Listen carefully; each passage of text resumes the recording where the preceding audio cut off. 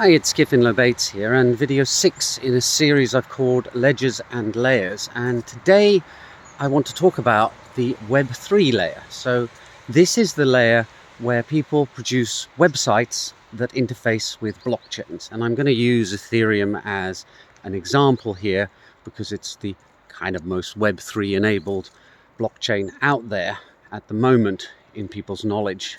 So the difficulty here is that you have to understand that the Web3 layer is a presentation layer. A website developer is presenting information to users and allowing users to interact with the blockchain through that website. And as a result, the web developer has an immense amount of influence and power over what the user sees. From a web developer's point of view, the blockchain is kind of a database. It's an entity out there that the web developer can query in order to get information, and that the web developer can provide an interface to for the user to write information to. And it's therefore up to the web developer how they present that information and what the interface looks like for the user to write stuff back to the blockchain. And as a result, a web developer can present information in pretty much however manner they like.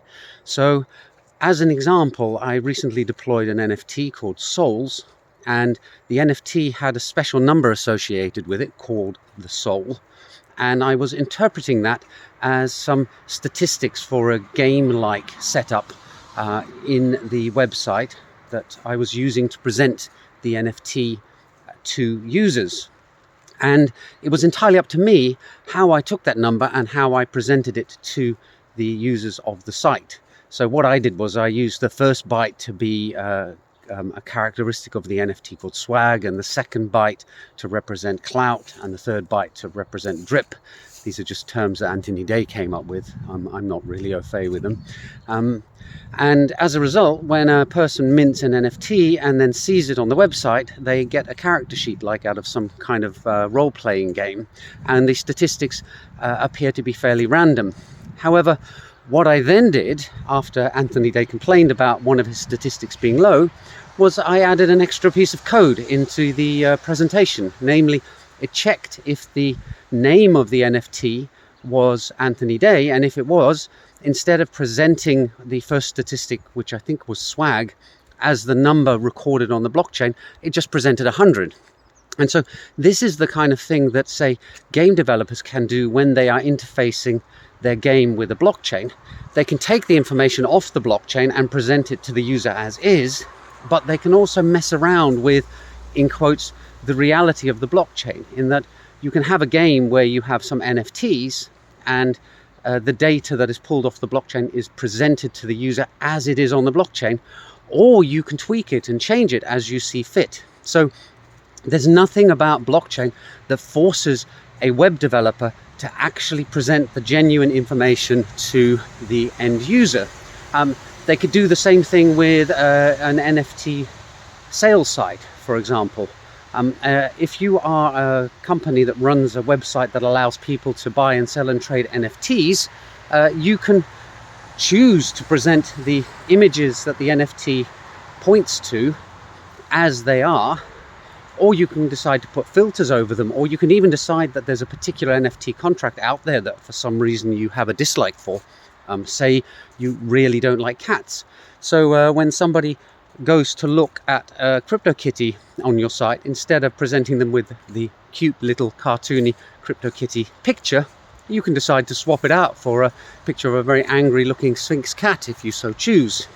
And I think this is something that a lot of people don't grasp, is that although a blockchain gives us an immutable record of transactions that have taken place, and it does allow you to transfer value from one address to another, the Web3 presentation layer is something that isn't controlled by a blockchain. It is ultimately up to the developer how they retrieve the information, when they retrieve it, and how they present it to the user. And the idea is that a developer will be honest and present the information fairly as it is there, but there is nothing stopping them from reinterpreting reality and presenting it to a user in a different way. And of course, this is exactly what scammers use in order to trick people into entering into all sorts of transactions that aren't really to their benefit. Anyway, I hope that was clear. It is something that I see people struggling with, the concept of what is locked down in the different layers, and in this series I've reviewed that, so hopefully you have a better understanding. But just to recap, at the very base level you have the blockchain, and there the consensus and the protocols and the transactions are locked down. You as a particular developer have no control over how that functions unless you happen to be sitting on the board of trustees for the blockchain, or you're in the inner circle of developers who get to code up new functionality. And then at the next layer you have the smart contract layer, and there as a developer you have more control because you can actually limit the amount of decentralization that is going on. For example, you can release an ERC20 contract that has extra backdoor functions in it that allow you to freeze transactions or arbitrarily go in and seize assets from individuals if you so choose. Of course, the upshot of that is if people find out, they might get annoyed and avoid your contract altogether. And then finally, at the third layer, we have Web3, which is the presentation layer. And there, as a developer, you have absolute freedom because effectively the blockchain is a database that is giving you advice as to what to show to the end user. But whether or not you actually show them that information accurately is entirely up to you. And again, if you don't do it accurately, it's likely that your reputation as a website will drop if people find out.